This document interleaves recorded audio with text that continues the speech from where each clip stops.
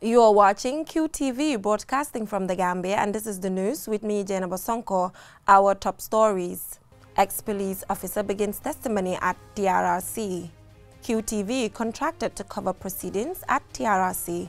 NCP held press conference on Sunday.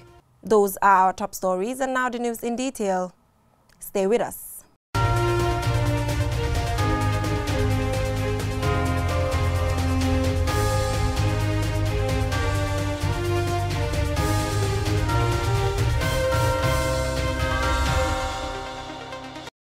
Private broadcaster QTV has officially signed a 2-year partnership agreement with the Truth, Reconciliation, Reparations Commission. Henceforth, Gambia's first private TV is tasked with recording and editing of proceedings of the TRC. Momodu Gajaga attended the ceremony, and this is his report. It's a little over a year since QTV came into the broadcast industry in the Gambia. Within the period, it has arguably changed the face of television in the country, both in content and technical capacity. Winning the bid to be the official broadcast partner of the Truth, Reconciliation and Reparations Commission could not have come at a better time. Speaking at the ceremony, Baba Gali Jallo, Executive Secretary of the TRRC, expressed satisfaction with the service that QTV has provided so far. We are very, very happy that we have signed this agreement today with QTV as our media partner. We have no regrets. We are really, really happy with the service they're providing so far. For the first time, I think, in the history of Truth Commissions, the Gambian Truth Commission is being watched worldwide. And that is something that we are very proud of, and we are very grateful to QTV for providing this excellent service to us. I'm sure that we'll be able to work together without any hitches at all. Mohamed Jah, Chief Executive Officer of the Q Group, said the purpose of establishing QTV is to give a positive image of the Gambia in the outside world. At QTV, we always say that our objective are just two things. One is to portray the positive image of Gambia to the rest of the Gambians and the rest of the world. And the second important thing why we at QTV is to make sure that within 30 seconds of anyone watching QTV, you realize that it's a Gambian TV. And since inception as the first private television station in the Gambia, I think we are making our mark. We've been doing our business in a very transparent and a very fair manner. And I'm sure a lot of people in the country and outside are very happy with what we are doing. Coming to the TRRC, we are very happy to sign this contract today and to do this service to the nation. I remember that we were invited to a tender where we came in with, with other television stations in the country. And we were fortunate to win the bid. And since we won the bid, we have done everything within our means to make sure that we abide by the contract rules, and we are able to deliver to the Gambian nation, and also to the outside world. Since the TRRC started to date, I think we have broadcasted live all the programs of the TRRC for the rest of the world to watch at, I can say, almost zero cost. He added that it's normal in the broadcast industry to use logos of any official broadcast partner, especially if you are getting feed from them, saying those are internationally accepted rules. He added that QTV has given access to any other media outlet provided they abide by the rules. QTV General Manager Anam Jah, Lasana Tunkara, Head of Programs, and Ibuwage, Head of Video and Audio Documentation TRRC, were all in attendance. Momodu Gajaga, QTV News. Hearing at the Truth, Reconciliation and Reparations Commission continues into week 2. The fifth witness to testify is ex-police officer Abubakar Suleiman Jeng. The ex-officer explains to the commission the structure of the police force before the 1994 coup d'etat and subsequent events. QTV's Babukar Sise was following the proceedings, and this is his report. Ex-police officer Abubakar Suleiman Jeng says he joins the Gambia Police Force in April 1993. He asserted that the amalgamation of the tactical support group from the disbanded Janjanbureh into the Gambia Police Force created a rift within the forces. So you've explained that there was some tension between the TSG and the rest of the police force and that measures were being taken to address them. Did it have an impact on the work of the police force overall? Admittedly, it does, or it had. But I don't think the impact was such that it disrupted the smooth functioning of the police force as a whole. But there were issues, as I have highlighted, but it did not necessarily have a knock-on effect on the overall command and control of the entire police force. Mr. Jeng said the coup d'etat on the 22nd of July 1994 could have been averted if the mutineers had met some resistance at Denton Bridge or if there was some foreign intervention. He said the coupists were not very confident of their actions. If there was a serious resistance, perhaps we will not be talking about July 22nd as a successful mutiny that subsequently led to the overthrow of a democratically elected government. Even on that Saturday, there was still talk about possibility of foreign intervention, namely from the sister Republic of Senegal, and even there were suggestions that there might be possibility that the American ship or navy that were around for the exercise may intervene.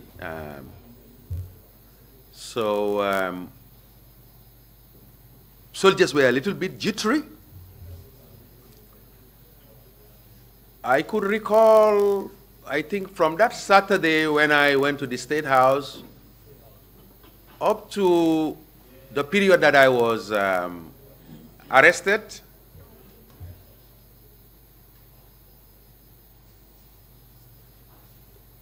soldiers were in the habit of wearing undershirts under their uniforms. The jacket, they have a t-shirt underneath. And on the trousers, they have jogging pants. Some even have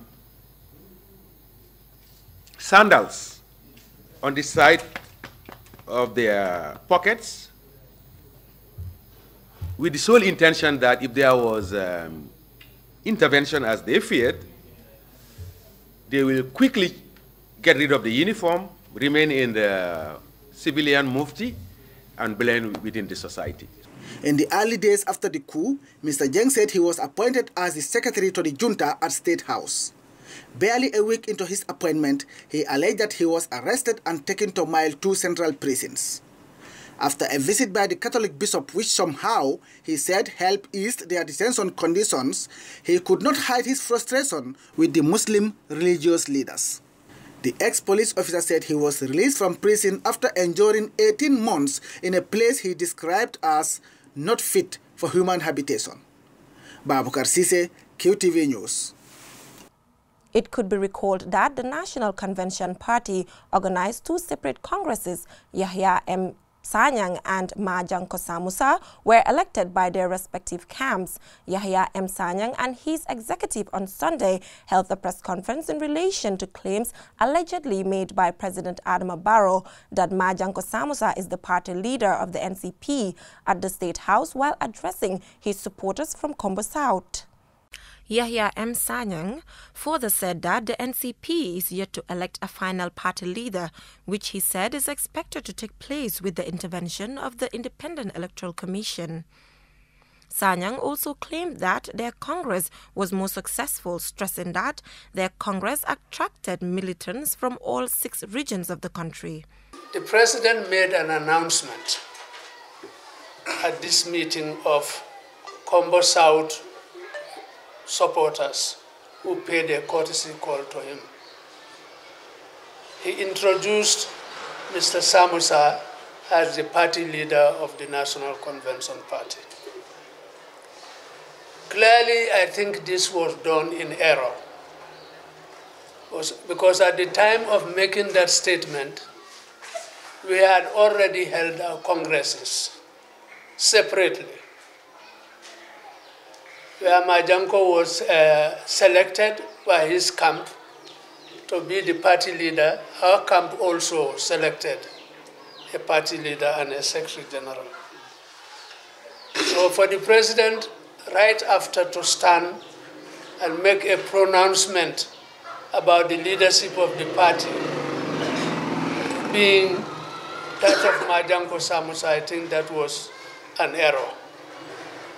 We would like to rectify that in this press conference.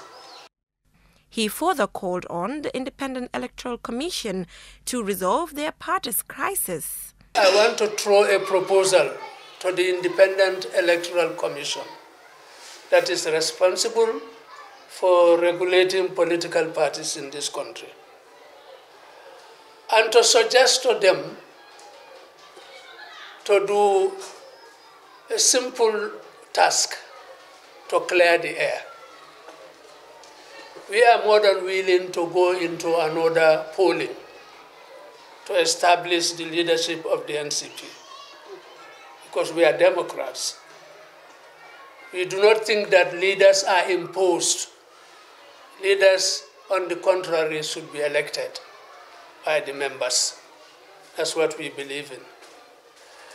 So if the IEC is amenable to this idea, then they should be able to organize not a congress, but some kind of polling among NCP members, which will be supervised by them, managed by them.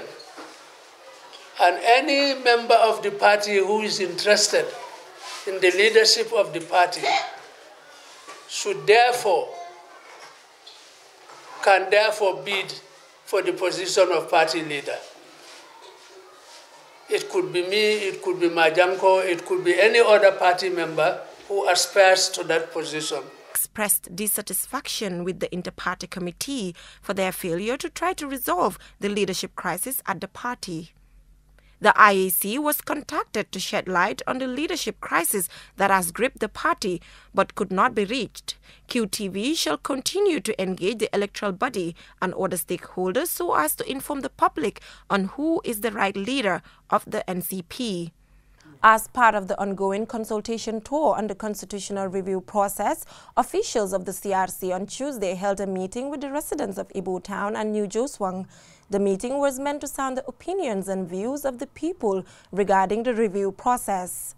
QTV's Aliu Sise spoke to National Assembly member for Joswang, Honorable Alaji Drame, and CRC Commissioner Salimatu Ture. What's your take on the question as to whether political parties should declare their assets before any election? No, that one. Or their source of funding, I should say. No, that one is a must. It's a must, because we are in a time that people are really trying to fight corruption. So you can't fight corruption when people are not privy to information, especially financial information. So that would just encourage accountability. If every political party declares your source of income, and I think we are copying democracy as it is in other countries, and I think that's the way it is in other countries. One, you have to declare the finances of your party. Any info, all other sources that are also coming in, you declare.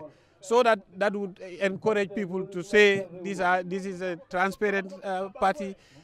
it ensures accountability and so forth. And I think that's something that we would really welcome. You are the National Assembly member for Josuan constituency. There's also a question as to whether people should have the powers to recall their MPs if they believe they are not serving their interests. What's your take on this? In fact, I think this present constitution caters for recall. What I think is only the shortcoming is how do you recall? And I think that in fact it says 2/3 of the registered voters. I'm not clear about that, but I think if I could remember, that's it. That you have the opportunity. Maybe the procedure is not late. What do you do what processes do you have to go through for the recall? But I think it's presently called, and I think it's a good thing. If you are elected to serve people for your constituency, and if you are seen as your constituency, especially 2/3 of your constituents do not feel happy about your representation, I think there's a right for recall. How do you think this engagement will help the CRC in coming up with a constitution that will last the test of time? As we've heard, and we just heard just now, many people think that this type of consultation is unprecedented in the history of the Gambia, because I believe other constitutions had been drafted by commissioners right from Banjul, but this is the first time that we're seeing commissioners really getting on into the field and sounding people's opinion, trying to get their thoughts, their opinions, their aspirations on what they want to see reflected in the Constitution. So I believe this process will really help, because then it is not us, the commissioners, writing the Constitution, but mainly we are just a vehicle, or a medium of communication. So we just collect the views and we just translate them in the document. So obviously this consultation process is timely, and it's very effective, I think, and we hope that we'll get more as we go along. We're almost nearing the end, though, of the first consultation. So we hope that we'll get all the views that we want, and we'll see how best we reflect those in the draft document. The National Water and Electricity Company Limited, in partnership with Senelec of Senegal to provide cross-border electrification, has reached an advanced stage. The electrification process targets Fas, Amdalai and other parts of the North Bank region. Omar P. Jallo traveled with the NAWEC team, and this is his report. The partnership with the Senegalese energy supplier, Senelec, according to NAWEC Provincial Director Bakary Kante, is in line with the regional integration strategy of ECOWAS member countries. He said the regional bloc set up a special organization, the West African Power Pool, WAP, to harmonize the energy potential of the region, which he said is big and yet to be fully tapped, and to provide better and cheaper electricity supply. Senelec's partnership with the Gambia came about after the dawn of the, new dispensation. Negotiations started with the Senegalese company, Senelec, and of course they were also enthusiastic to help us as a sister country, because they have been partnering, or they've been supporting other countries. They've been specifically supporting Mauritania, so they thought if they could supply those people, how about people who they are really directly related to. So for them it was a pride that they assist Gambia go through some of the problems that they were going through, and then luckily we were able to visit there, and then a very good deal was struck with the Senegalese company. Kante further revealed that two of the people who were architects of the WAP cross-border electrification project are Gambians and work for NAWEC. We started with Ker Ayub, and I'm glad to say, for the first time in the history of this institution, we are able to supply that part of the country 24 hours uninterrupted electricity supply. Yes, this is the Bara SO power station, which originally was commissioned in 2006-2007. It started full operation. It was supplying the Bara catchment area, including Bara and SO, Mayamba and Kanuma. Now the Rural Electrification Extension Project has expanded the network into areas as far as Albreda, and then the other way up to Kerawan River.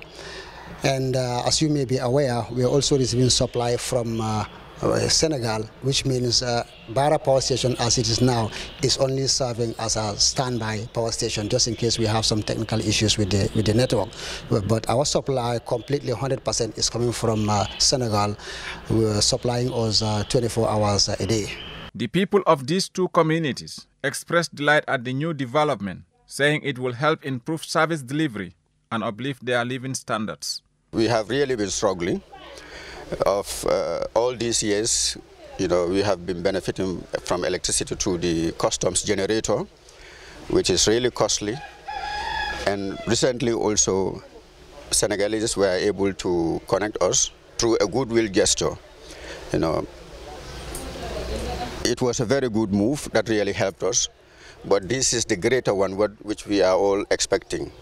And I will say again, Alhamdulillah, Rabbil Alamin, seeing it has come. We're looking forward to the connection of our system and the lighting system everywhere. That will definitely improve what we do. They are charging 5,000 a meter. And then most of the people had been complaining about this because of the simple fact that they are financially they are not very strong. So if now we could look into that and see how best they can make a reduction to this so that every person can get access to this would be very good. The other thing is when you look at the village, FAS is expanding. And then when they came, there are so many places within FAS that do not access the poles, meaning that they will not be part of the first phase. And that would create some sort of some misunderstanding. Those who do not have the understanding might think that they are not valued, when in actual fact they are. So what we are appealing, long as NAWIC is concerned, to see how best they can help those areas that are without poles so that they also can access electricity, because it is very vital in human life.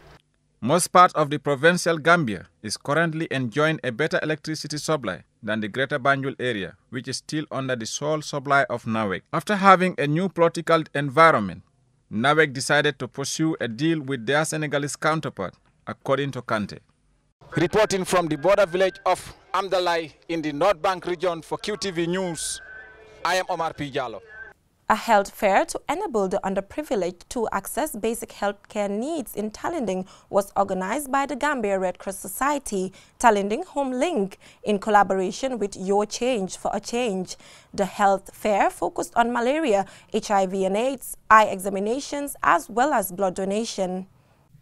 The Gambia health sector over the years has been under pressure due to high population growth, inadequate financial and logistical support, poverty, ignorance, amongst others.